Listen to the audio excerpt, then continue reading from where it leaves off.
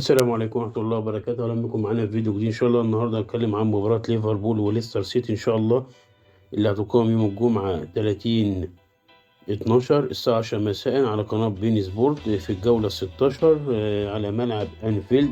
طبعا المباراة دي هتبقى يعني مباراة شيقة إن شاء الله. ليفربول طبعا جاي من فوز على استون فيلا 3-1. محمد صلاح كان نجم المباراة، أحسن لاعب في المباراة، جاب هدف وصنع جون.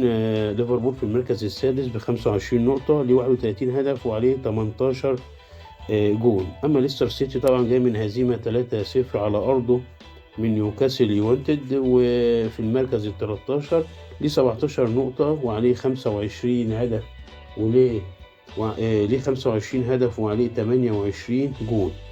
طبعا هتبقى مباراة شيقة. ليفربول إن شاء الله يحاول يفوز بالماتش ده عشان يتقدم المركز.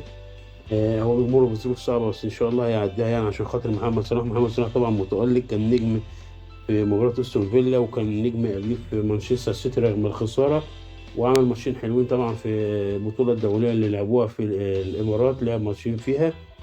فإن شاء الله بالتوفيق وتكون مباراة شيقة كده، ومع آخر السنة كده يبقى ختامها مسك زي ما بيقولوا إن شاء الله. وده كل ما لدينا في الفيديو، والسلام عليكم ورحمة الله وبركاته.